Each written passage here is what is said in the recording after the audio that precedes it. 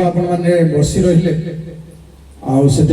कि समय विलंब करेनि सीधा सड़क परमेश्वर वाक्य श्रवण आम आग को जा कहे आज ए पर्यंत से उपकार कर अनंत काल करेंगे। आज आलोचनार विषय हूँ ए पर्यंत ओ अनंत काल पर्यंत प्रभु तांको वाक्य आशीर्वाद प्रार्थना करेंगे।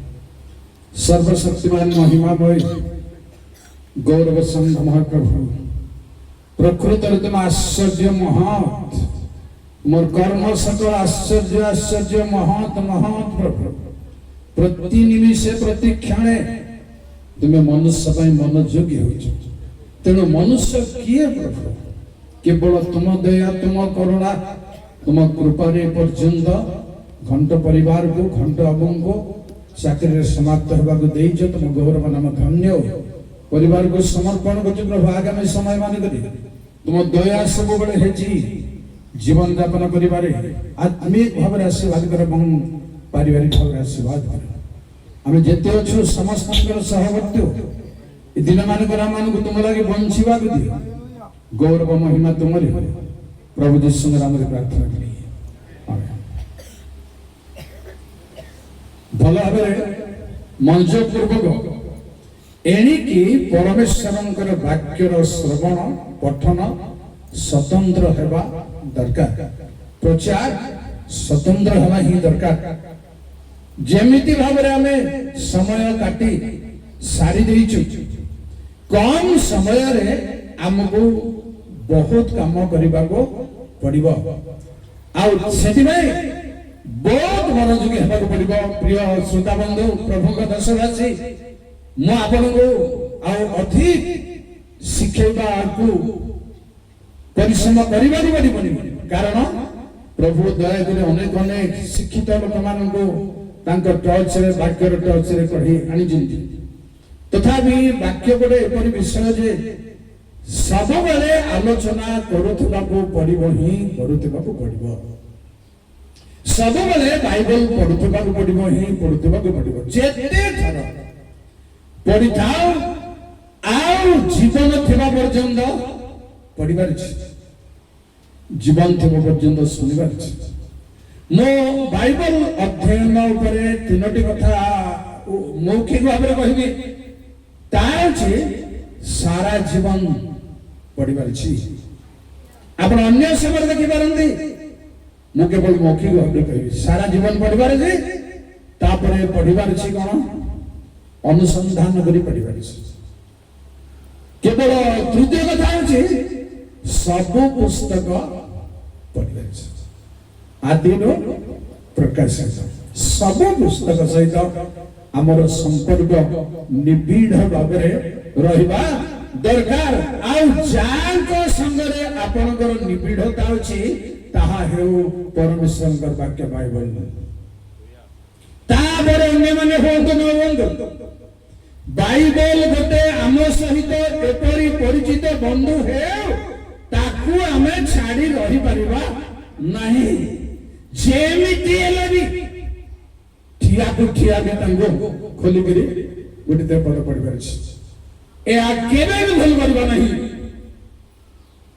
तेणु हमर बाइबल पढ़िबा सुनिबा ऊपर स्वतंत्र मनोयोग रहिबा निहाती दरकार जे आग अपेक्षा न एबे स्वतंत्र भाव गभीर भाव आलोचना करबा निहाती दरकार आ कारण समय सन्निकट आपन को कहबी ए पर्यंत प्रथम कथा होची जीवित करंती प्रभु द्वितीय विवरण 4 पद पढ़ी के मते साहाय्य करते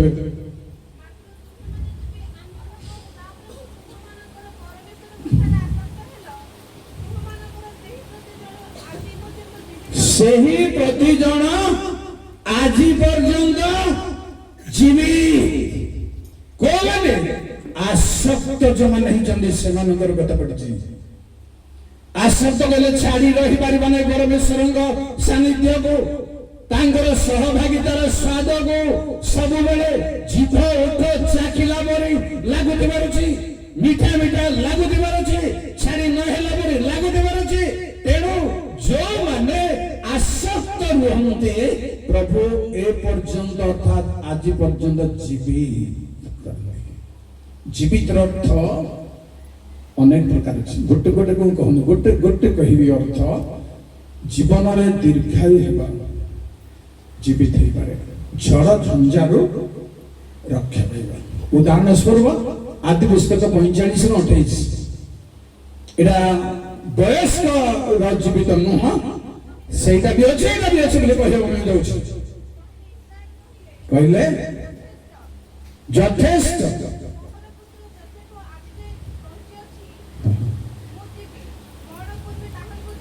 ଯେଣୁ ଯୋସେଫ ବିଦୀର୍ଣ୍ଣ ହେଇଗଲା ବୋଲି ସେ କାନ୍ଦି କାନ୍ଦି ଦୁଃଖ ସାରିଦେଲେ, ଯୋସେଫ ମରିଗଲେ ବୋଲି ମଝିରେ ଦିନେ ବି ପ୍ରଭୁ ତାଙ୍କୁ କହି ନାହାନ୍ତି। ଦେଖନ୍ତୁ ପ୍ରିୟ ବନ୍ଧୁମାନେ, ବାଇବଲ ଗଭୀର ନଜର ଥିବାର ଅଛି। ପରମେଶ୍ୱର ଏଭଳି ଜଣେ ଦାସଙ୍କୁ ତାଙ୍କ ପୁତ୍ରଙ୍କର କଥା ଜଣାଇ ନାହାନ୍ତି, କାରଣ ଆମକୁ ଚିନ୍ତା କରିବାକୁ ପଡ଼ିବ। ଜଣେ ନାହାନ୍ତି କେବଳ, ଏପରି ତ ଅନେକ ଲୋକଙ୍କୁ ନ ଜଣାଇ କିଛି କରିବେନି ବୋଲି ଲେଖା ଅଛି, କିନ୍ତୁ ଜଣାଇ ନ ପାରନ୍ତି ତାହା ମୁଁ ଟଚ୍ କରୁନାହିଁ। ଏହା ହେଉଛି ଝଡ଼ ଝଞ୍ଜାରୁ ଯିବି। କେତେ ଝଡ଼ ଯୋସେଫଙ୍କୁ, କେତେ ବତାସ ତାର ନିଜର ଭାଇମାନେ, ନିଜର ଲୋକମାନେ, ତା ଛଡ଼ା ଆଉ କର୍ମକ୍ଷେତ୍ରରେ ମହା ମହା ଭୟଙ୍କର ଭୟଙ୍କର ପରୀକ୍ଷା ଆସିଲା, ଜେଲ ଗଲେ, ପ୍ରଭୁ ବଞ୍ଚେଇଛନ୍ତି କାରଣ ଏ ପର୍ଯ୍ୟନ୍ତ ଜୀବିତ କରିଛନ୍ତି। କେବଳ ତାହା ନୁହେଁ, ତା ପରବର୍ତ୍ତୀ କଥା କହିବି। ଆଦି ପୁସ୍ତକ 45-48 ବନ୍ଧ, 45-48 ବନ୍ଧ।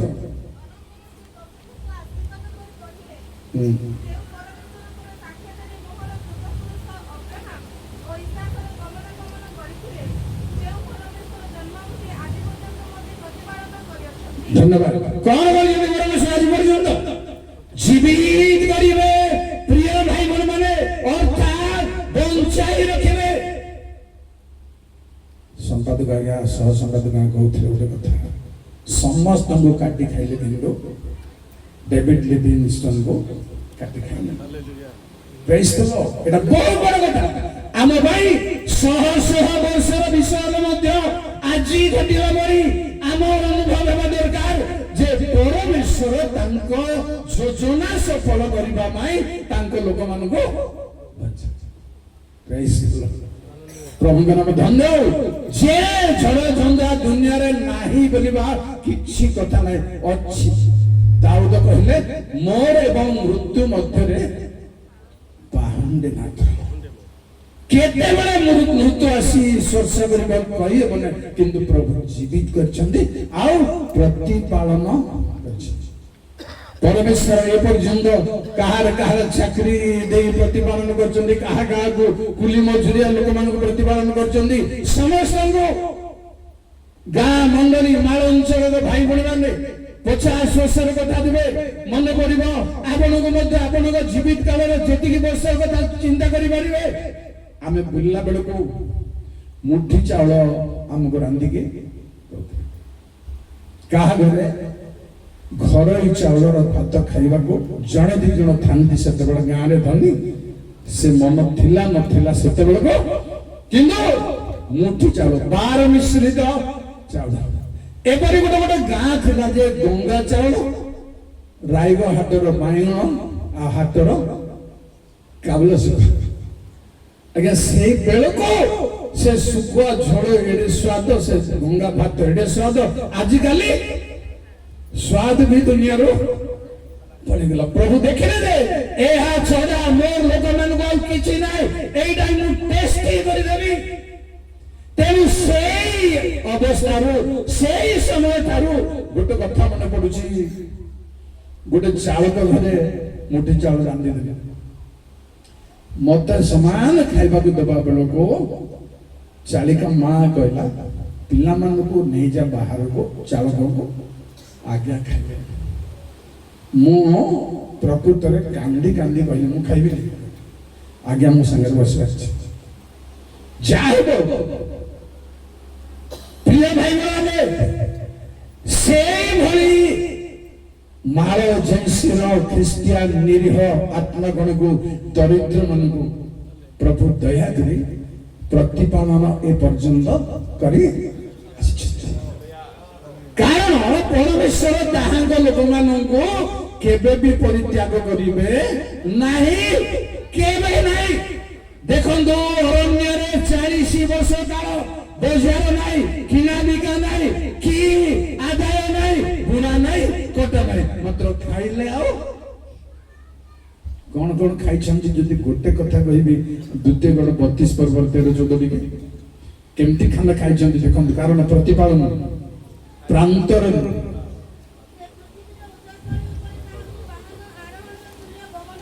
କରାଇଲେ କ୍ଷେତ୍ରଜାତ ଫଳ ଅରଣ୍ୟରେ, ଆଉ ଅରଣ୍ୟ କେବଳ ନୁହେଁ, ସେଇଟା ଗୋଟେ ପାଣି ନଥିବା ଜାଗା, ମରୁ ଭୂମି। କ୍ଷେତ୍ରଜାତ ଫଳ ଆସିଲା କଣ ଦେଖନ୍ତୁ, ଆଉ ପାଷାଣରୁ ଦେଖୁଛନ୍ତି କି ଆପଣ ମହୁ ଚାଷ ବାଲା, ଦେଖନ୍ତୁ ଗୋଟେ ବକ୍ସ ଆଣି ଆପଣଙ୍କ ବାରିଆଡେ ରଖିଲେ, ରାଣୀ ମହୁ ଧରି ଯଦି ପୁରେଇ ଦେବେ ତା ବକ୍ସ ଭିତରେ ମହୁ ବସିବ। ପାଷାଣରେ ହେବନି, ନ ହେବା ଜାଗାରେ ପ୍ରଭୁ କରିଛନ୍ତି। ତାପରେ ତେଲ, କୁମର ସିଂହ କଥା ମୁଁ କହିବି ଯେ କରଞ୍ଜ ତେଲ ପିଡ଼ିଲା ବେଳକୁ ଆମ୍ବ ଗଛରେ, ତେନ୍ତୁଳି ଗଛରେ ଗୋଟେ କଣା କରି ବଡ କାଠ ଡୁକା ଗୋଟେ ରଖିକି, କଣ କଣ ନା ସବୁ ଭୁଲିଗଲି, କୁଞ୍ଚା ତ କୁଞ୍ଚାରେ ଗରମ କରି, କରଞ୍ଜର ସେ ଗୁଣ୍ଡ ଜିନିଷ ଗରମ କରି ତା ଉପରେ ଆମକୁ ଗରମ ଗରମ, ପିଲାମାନେ ତମେ ଖାଇବ, କିଣା ହବ, ପିଟିମିଟିକିଟା ହବ ବୋଲି ଆମେ ସକାଳଠାରୁ ଦିନ ମଧ୍ୟାହ୍ନ ପର୍ଯ୍ୟନ୍ତ କରୁଥିଲୁ। ସେତେବେଳେ ତେଲ ଟିକେ ବାହାରୁ ଥିଲା, କିନ୍ତୁ ଚକମକି ପଥରରୁ ପରମେଶ୍ୱରଙ୍କ ପ୍ରତିପାଳନ କି ପ୍ରକାର ପ୍ରିୟ ଭାଇ ମାନେ। ଆଉ ଟିକେ ଗୋଦଧି ହେଲେ ଗୋରୁ ଗାଈ ଛେଳି ମେଣ୍ଢା ଧରିକି ଯାଉଥିଲେ ବୋଲି ଆପଣ କହିପାରିବେ। ତାପରେ ଆହୁରି ଆଚ୍ଛା, ପ୍ରାନ୍ତରର ମେଷ ନୁହଁ, ବାସନ ଦେଶର ମେଷ। ଶୁଣୁଛନ୍ତି, ସେ ମଜା କେମିତି ଖୋଲିଲେ ବାହାରିବ, ସେଇ ଦେଶର ମେଷ ନୁହଁ, ମାତ୍ର ବାସନ ଦେଶର ମେଷର ମାଂସ। ଏବେ କଟକ ଭୁବନେଶ୍ୱରରେ ଯଦି ଭୋଜି ହେବ, ଲୋକ କନ୍ଧମାଳକୁ ଯାଇକରି ଖାସି କିଣି ଆଣୁଛନ୍ତି। ସେଠିକାର ଖାସି ମାଂସର ଭୋଜି କଲେ ପୁରା ଟପ୍ ହେବ। ସେଇଭଳି ପରମେଶ୍ୱର ପ୍ରାନ୍ତରରେ ପ୍ରତିପାଳନ କରିଛନ୍ତି। ପୁଣି ଆଉ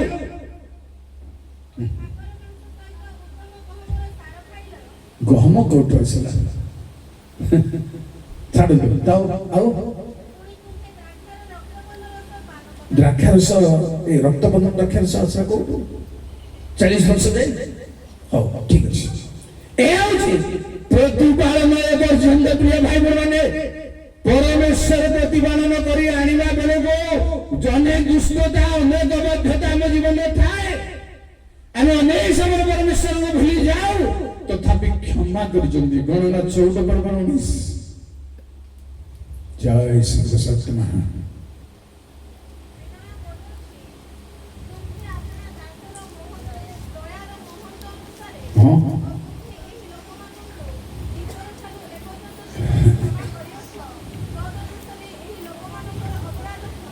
ଯେଣୁ ମିଶର ଦେଶରୁ ଏ ପର୍ଯ୍ୟନ୍ତ କ୍ଷମା କରି କରି କରି ପ୍ରଭୁ ଏ ଯାଏ ବ୍ୟାଖ୍ୟା ଯଦି କରିବେ ଆପଣଙ୍କୁ ମନେ ପଡିବା ଦରକାର। ଆମେ କ୍ଷମା କରି କରି ମନେ ହଉଛି କ୍ଳାନ୍ତ। କେମିତି ପ୍ରଭୁ କ୍ଳାନ୍ତ ହେବେ? ମୁଁ ଆପଣଙ୍କୁ ମୁଣ୍ଡକୁ ପୁରେଇବା ପାଇଁ କଥା କହିଲି, ଏବେ ମୁଁ କହିପାରିବିନି। କିନ୍ତୁ କ୍ଷମାକାରୀ ଏ ପର୍ଯ୍ୟନ୍ତ ସେ ଅଛନ୍ତି। ମୋର କିନ୍ତୁ କହିବାର ଅଛି, ଆଉ ଆଗକୁ ବି ଅଛି। ଏ ପର୍ଯ୍ୟନ୍ତ ଆଉ ଶେଷ ପର୍ଯ୍ୟନ୍ତ ବୋଲି ମୁଁ ଦୁଇଟା ଘୋଷଣା କରିଛି, ଆପଣଙ୍କୁ ଭଲ ଭାବରେ ମନେ ରଖନ୍ତୁ। ସେ କ୍ଷମା କରିଛନ୍ତି। ଏ ପର୍ଯ୍ୟନ୍ତ ଆମମାନଙ୍କର ଅପରାଧ ପାପ ଯାହା ଆମେ ଜାଣି ଶୁଣି କରୁଛୁ, ନ ଜାଣି ବି କରୁଛୁ, क्षमा करचंदी केंती क्षमा जानी सुनी करबा क्षमा केंती मतलब कहि सुनंदो दिने जेतेबेले मूसा कहिले प्रभु से मान को क्षमा जदी करिवो नाही पुस्तक मन ना काट दियो किंतु प्रभु कहले नाही तुमर काटिबो नै जो माने भूल करचंदी से मान को ना काटिबो किंतु गोटे कथा कहले हो आमे क्षमा करिवो तुम देश को नेबो आ तमे नेबो किंतु प्रतिफल देबा दिन रे केंदी क्षमा हेबा जदि सेंती क्षमा भीतर जदि मु अछि आपण अछंती रिस्क रहछंती क्षमा हे जाइछि बोली जदि गर्व करछंती रिस्क रहछंती सतर्क रहबा दरकार किंतु क्षमा खास क्षमा दरकार खास क्षमा रे महत्व बहुत अछि पुनी कहबे आपण को प्रथम सामुएल 7 पर्वर 12 पद जय प्रभु जय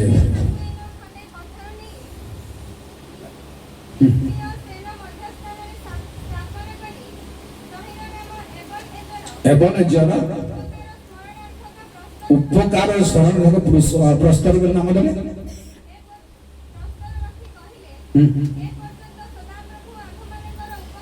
प्रिय भाई मैंने उपकार केवल 23 वर्ष घंट परिवार को सारा जीवन उपकार मो आपण समस्त ए पर्यंत उपकार करी अछंदी उनी टिके बैक करिवे द्वितीय विवरण 10 पर्वर 8 जय सर्वशक्तिमान प्रभु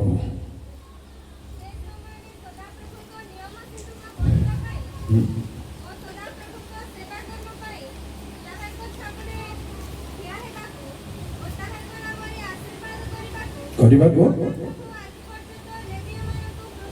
जो सेवार दायित्व जो मन जो हृदय आपण को 30 वर्ष का 40 वर्ष का 50 वर्ष देइतले ए पर्यंत से मन प्रभु देइछि पृथक करी दुनिया रो मोह माया रो रक्षा करछि ए पर्यंत केवल ताहा नहे सब बेल पर्यंत अनंत काल तांको दया करुणा शेष पर्यंत रहिबो सुनंदो गीत सुनते 61 गीतर 18 पद जय प्रभु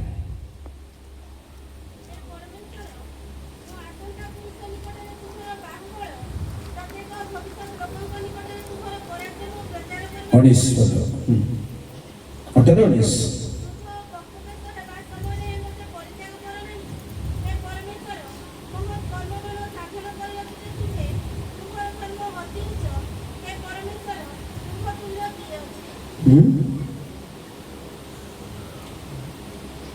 61 18 20 हे लगे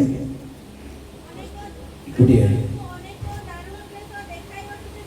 हां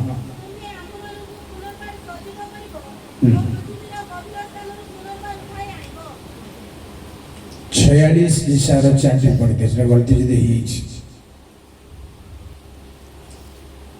प्रेज द लॉर्ड हालेलुया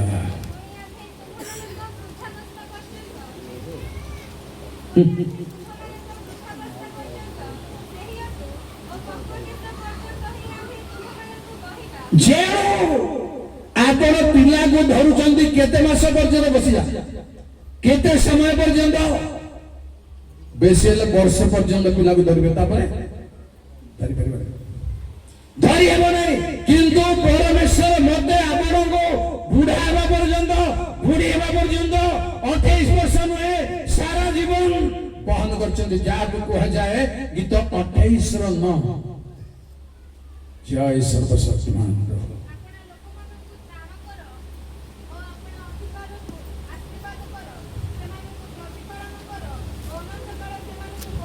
केवल पर्यंत नुहे प्रिय भाई माने सब बेल भाई समस्त पृथ्वी रो सब लोक मानंगो केमती करी बहन करचंदी चिंता करबा कथा शब्द को छाड़ देबा कथा न केमती करी बहन करचंदी तुम्हारे समस्त भार आम ऊपर पकाओ केमिति जणे ना दी जण समस्त भार को सब बेल भाई अनंत काल पर्यंत बहन करचंदी टिके देखो 103 रो 17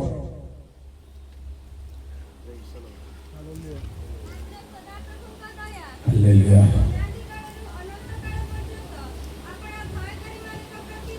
ବେଶ କେବଳ ଏ ପର୍ଯ୍ୟନ୍ତ ନୁହେଁ, ପରମେଶ୍ୱରଙ୍କର ଭୟକାରୀ ମାନଙ୍କ ପାଇଁ, ପ୍ରିୟ ଭାଇ ଭଉଣୀ ମାନେ, ପ୍ରିୟ ପ୍ରଭୁଙ୍କ ଦେଶବାସୀ ମାନେ, ସବୁବେଳ ପାଇଁ ତାଙ୍କର ଦୟା 121:8।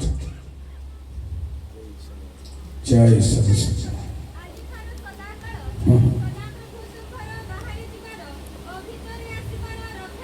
କେବଳ ଗୋଟେ କଥା ନାହିଁ, ଦିଟା କଥା ନାହିଁ, ବାହାରେ ଗଲେ କେତେ ଛଡ଼, ଭିତରକୁ ଆସିଲେ କେତେ ଝଡ଼।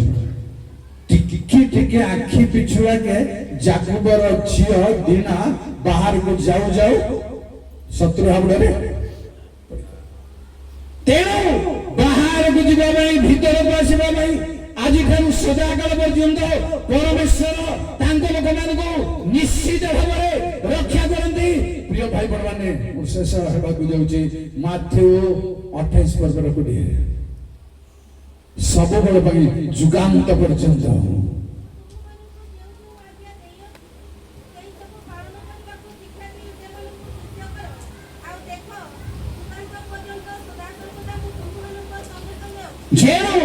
ସେ ଏମିତି କରିବେ, ସେମିତି କରିବେ, ଏହା କରିବେ, ଆଶୀର୍ବାଦ କରିବେ, ମଙ୍ଗଳ କରିବେ, ଉପକାର କରିବେ, ପୃଥ କରିବେ, ସେତିକି ନୁହେଁ, ସାଙ୍ଗେ ସାଙ୍ଗେ ପ୍ରଭୁ ଯେବେ ସଙ୍ଗରେ ଅଛନ୍ତି ସେ ହିସାବ ଟିକେ ବାଇବଲରେ କାଢନ୍ତୁ। ପ୍ରଭୁ ସଙ୍ଗରେ ଥିବାର ହିସାବ କେମିତି ଦେଖନ୍ତୁ। ଗଣମତ ଯେଣୁ ଲେଖା ଅଛି, କାନା ନଗରରେ ଶିଷ୍ୟମାନଙ୍କ ସହିତ ଯୀଶୁ କିନ୍ତୁ ବିବାହରେ ଥିଲେ। କଣ ହେଇଥିଲା? ନୌକାରେ ଥିଲେ। କଣ ହେଇଥିଲା? ଯେବେ ସାଙ୍ଗରେ ଅଛନ୍ତି ତାହା ଭୟଙ୍କର ଭୟଙ୍କର ଆଶୀର୍ବାଦ। ତେଣୁ ପରମେଶ୍ୱର ସଦାକାଳ ପର୍ଯ୍ୟନ୍ତ, ଯୁଗାନ୍ତ ପର୍ଯ୍ୟନ୍ତ ଆମେ ତୁମ୍ଭମାନଙ୍କର ସଙ୍ଗେ ସଙ୍ଗେ ଅଛୁ। ଆଜି ପିତର ଜହନ ନାହାନ୍ତି, ଆଜି ମୁଁ ଆପଣମାନେ ଅଛନ୍ତି, ଆମ ସାଙ୍ଗରେ ପ୍ରଭୁ ଅଛନ୍ତି। ପୁଣି ଫିଲିପି 1:6। ଜୟ ସର୍ବଶକ୍ତିମାନ ପ୍ରଭୁ।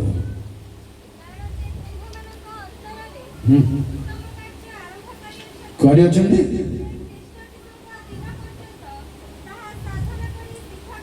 ବେଶ। ଯେ କାର୍ଯ୍ୟ କରିଛନ୍ତି ଆପଣଙ୍କର ହୃଦୟରେ, ମର୍ମରେ, ପରମେଶ୍ୱରଙ୍କ ସେବା ପାଇଁ ଭାଙ୍ଗି ଯିବ ନାହିଁ, ବଦଳି ନ ଯାଉ, ଭାଙ୍ଗି ନ ଯାଉ। ଠିକ ସେଇ ଅନୁଭବ, ସେଇ ଯୋଗାଯୋଗ ଥାଉ, କାରଣ ଶେଷ ପର୍ଯ୍ୟନ୍ତ, ମହାଦିନ ପର୍ଯ୍ୟନ୍ତ ସେ କାର୍ଯ୍ୟ ସାଧନ କରିବେ। ଶେଷ କଥା 2 ତିମୋଥୀ 1:12। ଘଣ୍ଟ ପରିବାରକୁ ଏହି ପରାମର୍ଶ 2 ତିମୋଥୀ 1:12 ଅନୁସାରେ।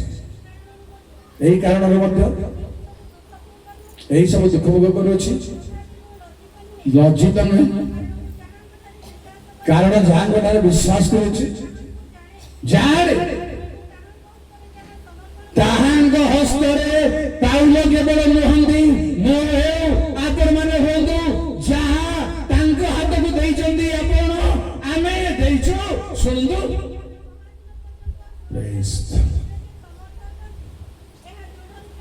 ମହାଦିନ ପର୍ଯ୍ୟନ୍ତ କେହି ଛଡ଼ାଇ ନେଇ ପାରିବେ ନାହିଁ, ସେ ରକ୍ଷା କରିବେ, ଅପବାଦ ହେବ ନାହିଁ ମହାଦିନ ପର୍ଯ୍ୟନ୍ତ। ତେଣୁ ଆସନ୍ତୁ ପରିବାର ପ୍ରଭୁରେ ଦୃଢ଼ ସ୍ଥିର ଆହୁରି ଅତି ଅଟଳ ରହିବାରେ ଆଶୀର୍ବାଦ କରନ୍ତୁ। ଆମ ସମସ୍ତଙ୍କ ମଧ୍ୟ ଆଶୀର୍ବାଦ କରନ୍ତୁ।